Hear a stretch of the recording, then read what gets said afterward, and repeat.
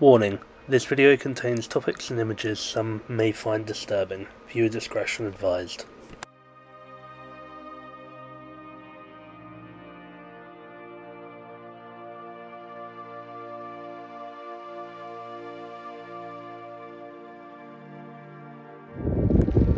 Hello everybody and welcome back. I hope you're well.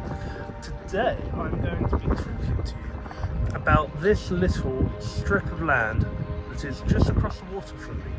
I am currently in Queensborough on the Isle of Sheppey, which is just off of the north coast of Kent. So the history behind this little island is quite bleak.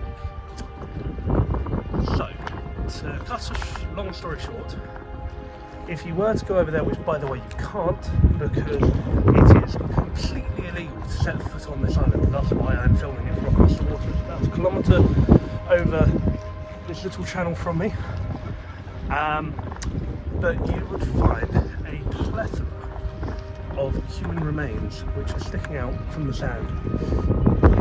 Now, the reason that you're not allowed to step foot on the island is actually because it is a site of scientific importance.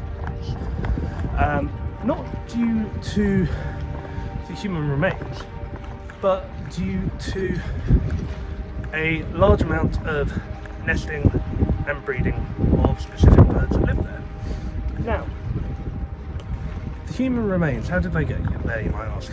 Well, they are estimated to have been buried there any time between the 1600s and the 1800s, and they are in fact victims of disease from hulks that used to sit within the mouth of the River Medway. Now, what would happen is people would be taken prisoner and segregated to be shipped out to places like America and Australia for breaking the law.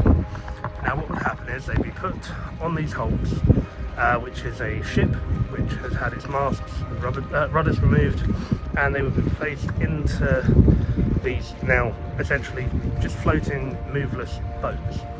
And what would happen is they would remain there until a ship would arrive to take them to whatever land they were being deported to. Unfortunately, healthcare wasn't as good as it is today.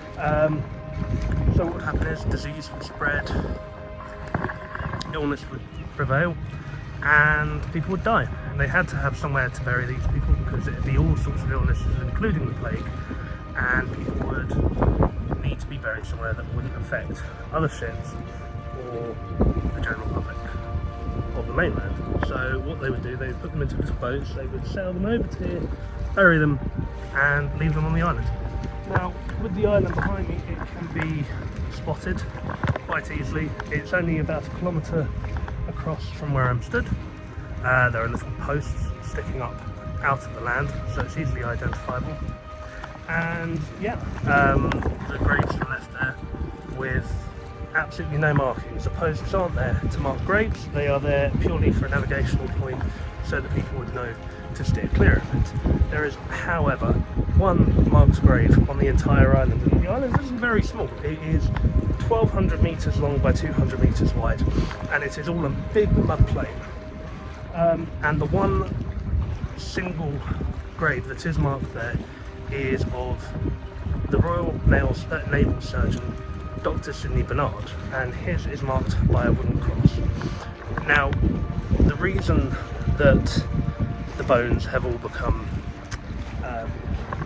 visible is due to erosion. They've been there for between 200 and 400 years, and it is a mud plain, so the tides coming in and out, the mud has washed away, and where they used to be buried about 6 feet under, they've now become open to the air.